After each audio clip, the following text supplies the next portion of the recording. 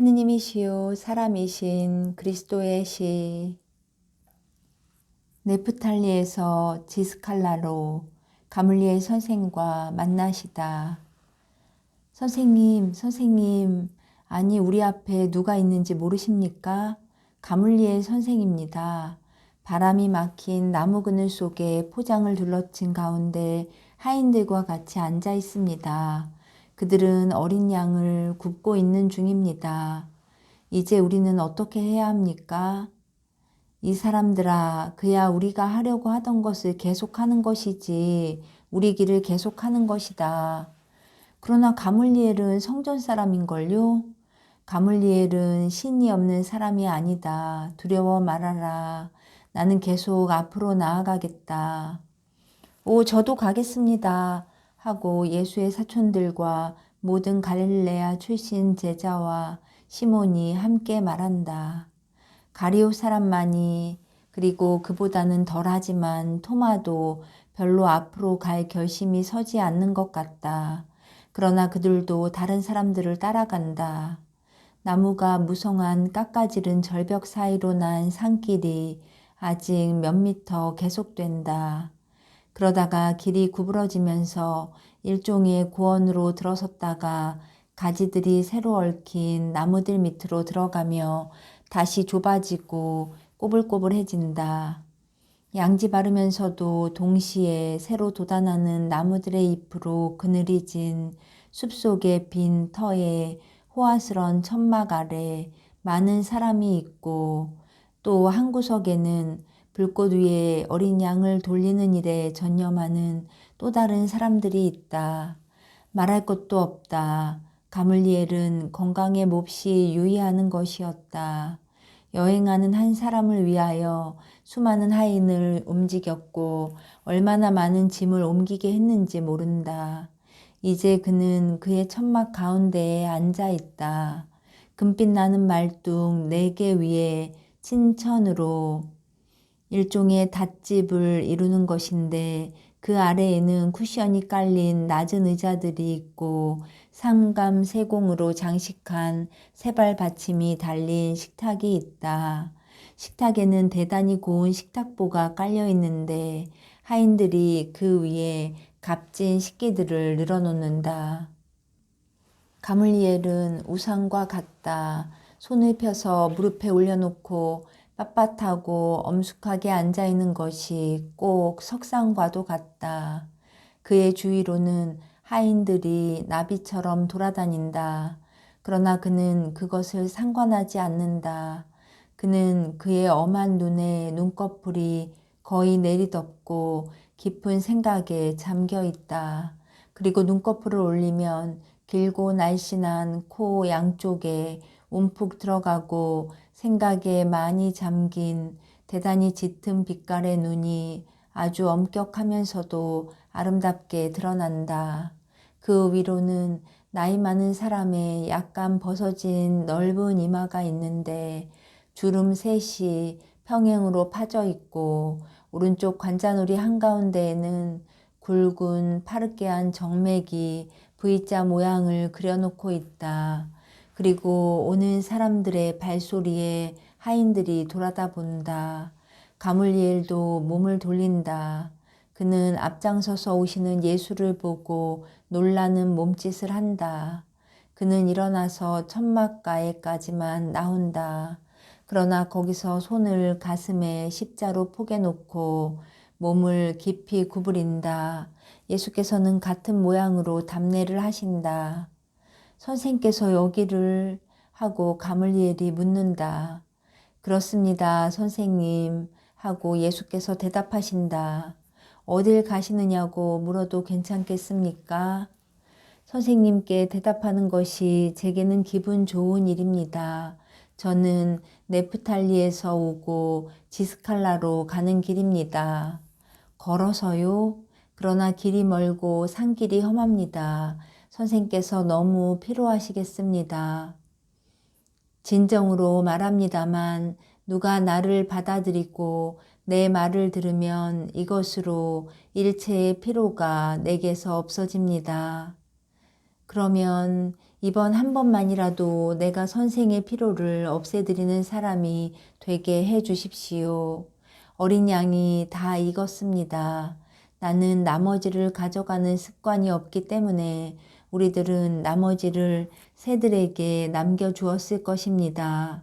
선생을 청하고 선생과 더불어 선생의 제자들을 청하는 것이 내게 방해가 되지 않는다는 것을 아시겠지요? 예수님, 나는 선생의 친구입니다. 나는 선생을 나보다 못하다고 생각하지 않고 오히려 나보다 훌륭하다고 생각합니다. 저도 그렇게 생각하고 선생님의 초대를 받아들이겠습니다. 가물리엘은 주방장의 일을 하는 것 같은 하인에게 말한다. 이 하인이 명령을 전달하니 천막을 느리고 많은 노새에서 예수의 제자들을 위한 의자들과 식기들을 내린다. 손가락을 깨끗하게 할 컵들을 가져온다. 예수께서는 대단히 품위 있게 이 의식을 행하시고 그동안 유다에 세련된 예법에 능숙한 시몬과 가리옷의 유다와 바르톨로메오와 마테오를 제외한 다른 제자들은 가물리엘이 주의 깊게 곁눈질로 살펴보는 가운데 할 수 있는 대로 덜 서투르게 이 일을 한다. 예수께서 식탁 한쪽에 혼자 있는 가물리엘의 옆에 계시다. 예수의 맞은편에는 열성당원이 있다. 가물리엘이 봉헌의 기도를 엄숙하게 천천히 하고 난 뒤에 하인들이 어린 양 고기를 잘라서 손님들에게 나누어 주고 잔에 포도주를 따르고 꿀물을 더 좋아하는 사람들에게는 꿀물을 따라준다. 선생, 우리가 우연히 만났군요. 선생이 지스칼라로 가시는 길에 이렇게 만날 줄은 정말 몰랐습니다. 저는 모든 사람에게 갑니다. 그렇습니다. 선생은 지칠 줄 모르는 예언자십니다. 요한은 정착해 있고 선생은 순회하시고요. 이렇게 하면 사람들이 저를 만나기가 더 쉽게 됩니다. 나는 그렇게 말하지 않겠습니다. 그렇게 옮겨 다니시면 사람들이 갈피를 잡지 못하게 됩니다. 저는 원수들에게만 갈피를 잡지 못하게 합니다. 하느님의 말씀을 사랑하기 때문에 저를 원하는 사람들은 저를 찾아냅니다. 모두가 선생에게 올 수는 없습니다. 그래서 모든 사람을 원하는 선생이 그들을 찾아갑니다. 저는 이렇게 해서 착한 사람들에게 도움이 되고 저를 미워하는 사람들의 책동을 피합니다. 내게 대해서 그 말을 하는 것입니까? 나는 선생을 미워하지 않습니다. 아닙니다. 선생님께 대한 말은 아닙니다. 그러나 선생님은 의로우시고 진실하시니 제 말이 사실이라고 말씀하실 수 있습니다. 그렇습니다. 그것은 사실입니다. 하지만 아시겠어요? 우리 늙은이들은 선생을 이해하기가 힘들단 말입니다. 그렇습니다. 낡은 이스라엘은 불행하게도 저를 잘 이해하지 못합니다. 그런데 그것은 그가 원해서 그런 것입니다. 아, 그건 아닙니다. 그렇습니다. 선생님, 이스라엘은 선생을 이해하려고 그의 의지를 전적으로 기울이지를 않습니다. 그런데 여기에 그치는 사람은 잘못하는 것이지만 그 잘못이 상대적인 것입니다. 그러나 많은 사람이 이와 반대로 제 말을 틀리게 알아듣고 하느님께 해를 끼치려고 내 말을 왜곡하는데 그들의 의지를 전념케 합니다. 하느님께 해를 끼친다고요? 하느님께서는 사람들의 계략을 초월해 계신데요. 그렇습니다. 그러나 스스로 길을 잃거나 남이 길을 잃게 하는 영혼은 그런데 자기 자신을 위해서나 다른 사람들을 위해서 제 말을 왜곡하는 것은 길을 잃는 것입니다. 파멸로 빠지는 영혼을 통해 하느님께 해를 끼칩니다. 파멸로 가는 영혼은 하나같이 하느님께 드리는 상처입니다. 가물리엘은 머리를 숙이고 눈을 감고 곰곰이 생각한다. 그리고 본의 아니게 마음 고통을 나타내는 몸짓으로 길고 야윈 손가락으로 이마를 문지른다. 예수께서는 그를 유심히 살펴보신다. 가물리엘은 머리를 들고 눈을 뜨고 예수를 쳐다보며 말한다. 그러나 선생은 내가 이런 사람들 축에 끼지 않는다는 것을 아시지요? 압니다. 그러나 선생님은 첫 번째 사람들 중에 드십니다. 오, 그건 맞습니다. 그러나 그것은 내가 선생을 이해하려고 전념하지 않아서가 아닙니다. 선생의 말이 내 지능에 와서 먹고 그 이상 들어오지는 못하기 때문입니다. 내 지능은 학자의 말처럼 그 말에 탐복합니다. 그러나 정신은 가물리엘 선생님, 그러나 정신에는 너무나 많은 것이 꽉 들어차 있기 때문에 제 말을 받아들이지 못하는 것입니다. 그런데 그 물건들은 폐허입니다. 조금 전에 네프탈리에서 이쪽으로 오면서 산맥에서 외따로 떨어진 산으로 해서 지나왔습니다. 그리로 지나오면서 아름다운 겟네살의 호수와 메론 호수를 마치 독수리들과 주님의 천사들이 내려다보듯이 보며 다시 한번 우리에게 주시는 아름다움을 창조하신 주님 감사합니다 하고 말하는 것이 기뻤습니다. 풀밭과 과수원과 밭과 숲을 할 것 없이 산 전체가 꽃과 새로 돋아나는 덤불과 봄의 새 잎으로 뒤덮여 있었습니다. 벌써 눈같이 흰 수천 수만 개의 꽃을 준비하고 있는 올리브 나무들 곁에서는 월계수들이 향기를 풍기고 있었고 든든한 떡갈나무들까지도 차무아리 쏙과 인동 덩굴로 덮여 더 매력이 있게 되는 것이었습니다. 그런데 꽃이 도무지 없고 사람과 자연의 힘으로 기름지게 할 수 없는 사막 같은 곳이 나타났습니다. 그곳은 고대 핫조르족의 거대한 폐허가 모든 것을 뒤덮고 있기 때문에 인간의 어떤 노력도 씨앗을 날라다 주는 바람의 노력도 수포로 돌아갑니다. 그래서 그 돌밭에는 쐐기풀과 가시덤불밖에 자라지 못하고 맷돌밖에 살지 못합니다. 가물리엘 선생님. 선생의 말을 알아듣겠습니다. 우리도 폐허란 말이지요. 예수님 비유를 알아듣겠습니다. 그러나 나는 할 수 없습니다. 달리는 할 수가 없어요. 돌들이 너무 깊이 박혀 있거든요. 선생님이 믿으시는 어떤 이가 선생님께 이렇게 말했습니다. 내 마지막 말을 듣고 돌들이 떨 것이다 하고 그러나 뭐 때문에 메시아의 마지막 말을 기다려야 합니까? 선생님은 저를 전에 따르지 않은 것에 대해서 가책을 느끼지 않으시겠습니까? 마지막 말, 죽어가는 친구의 마지막 말, 우리가 너무 늦게 들으러 간 친구의 마지막 말은 또한 슬픈 말이기도 합니다. 그러나 제 말은 어떤 친구의 말보다 더한 것입니다. 선생의 말이 옳습니다. 그러나 나는 할 수가 없어요. 나는 그 표를 보아야 믿을 것입니다.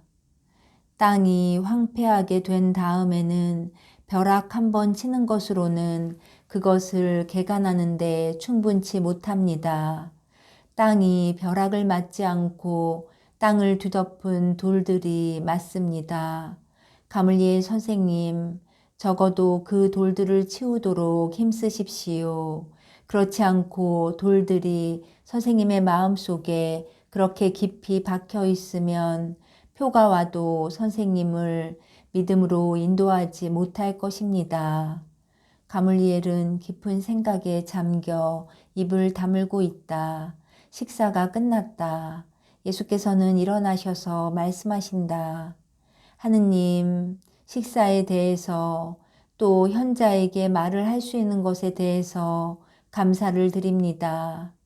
가물리엘 선생님, 감사합니다.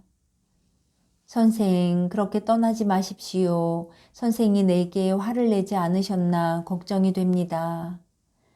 아, 그렇지 않습니다. 정말입니다. 그러면 가지 마세요. 나는 힐렐의 무덤을 찾아가는 길입니다. 나하고 같이 가는 것을 마다하지 않으시겠습니까? 나는 모든 사람이 탈 만큼 노새와 나귀들이 있으니까 빨리 갈 것입니다. 노새와 나귀의 짐만 내려서 하인들이 지고 가게 하면 됩니다. 그러면 선생에게는 이번 길에서 제일 어려운 부분을 질러가는 셈이 될 것입니다. 선생님과 같이 힐렐의 무덤에 가는 것을 거절하지 않겠습니다. 제게는 영광이 되는 일입니다. 그러면 가십시다. 가물리엘이 명령을 내린다. 그리고 모두가 임시 식당을 분해하는 일을 하는 동안 예수와 가물리엘 선생은 나란히 노새를 타고 조용한 오르막길로 나아간다. 그 조용한 길에 편자를 박은 굽소리가 요란하게 울려 퍼진다. 가물리엘은 말이 없다. 안장이 편하냐고 예수께 2번 묻는 것밖에 없었다. 예수께서도 대답을 하시고는 당신 생각에 잠기셔서 말씀을 안 하신다. 어떻게나 생각에 골몰하시는지 가물리엘이 당신의 일거일동을 살피기 위하여 그의 노새를 억제하여 예수를 목의 길이 하나쯤 앞서가게 하는 것을 보지 못하신다. 늙은 선생의 눈이 어떻게나 주의 깊게 응시하는지 꼭 먹이를 노리는 매눈과 같다. 그러나 예수께서 그것을 눈치채지 못하신다. 그저 노새의 건들거리는 걸음에 적응하시며 조용히 앞으로 나아가신다. 예수께서는 곰곰이 생각하신다. 그러나 주위에 있는 모든 것의 모습을 살펴보신다. 손을 내밀어 황금빛 양골 담초 무더기를 뜯으시니 그것이 땅으로 떨어진다. 잎이 우거진 노간주 나무에 둥지를 틀고 있는 새 2마리를 보고 미소 지으시고 머리가 검은 꾀꼬리의 노래를 들으려고 노새의 걸음을 멈추기도 하시고 맷비둘기가 일을 하고 있는 동료를 격려하는 몹시 불안해하는 부르짖음에 마치 축복을 하시듯 고개를 끄덕이신다. 선생은 초목과 짐승들을 몹시 좋아하시지요? 대단히 좋아합니다. 이것은 살아있는 제 책입니다. 사람은 그 앞에 항상 믿음의 근거를 가지고 있습니다. 창세기는 자연 속에 살아 있습니다. 이제는 볼 줄 아는 사람은 믿을 줄도 압니다. 그 향기와 늘어진 그 꽃뿌리의 진료가 저렇게도 부드러워서 저 찌르는 노간주 나무와 저 찌르는 가시양골 담초와 대조가 되는 저 꽃이 저절로 생겨날 수 있었습니까? 또 보십시오. 저 부드러운 가슴에 저 마른 피 한 줌을 가지고 있는 저 울새가 저렇게 저절로 생겨날 수 있었겠습니까? 또 저 2마리의 맷비둘기는 그 회색깃의 천에 어디서 어떻게 저 줄마노 빛깔 목걸이를 그려 가질 수 있었겠습니까? 또 저기 나비 2마리를 보십시오. 한 마리는 검은색의 금빛과 루비빛을 띤 큰 눈을 가졌고 또 한 마리는 흰색과 파란 주무늬가 있는데 저놈들이 어디서 그 날개에 달려고 보석과 리본을 찾아냈겠습니까? 또 저 개울은 그것은 물입니다. 좋습니다. 그러나 저 물은 어디서 왔습니까? 원소인 물의 첫째 근원은 무엇입니까?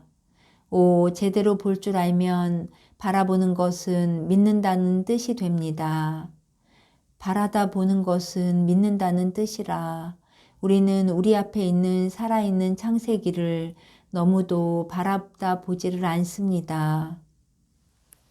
가물리엘 선생님, 지식은 너무 많고 사랑은 너무 적고 겸손도 너무 적습니다. 가물리엘은 한숨을 쉬고 머리를 젓는다. 자, 다 왔습니다. 예수님, 저기 힐렐이 묻혔습니다. 내려가서 노새들을 여기 둡시다. 하인이 이놈들을 붙잡을 것입니다.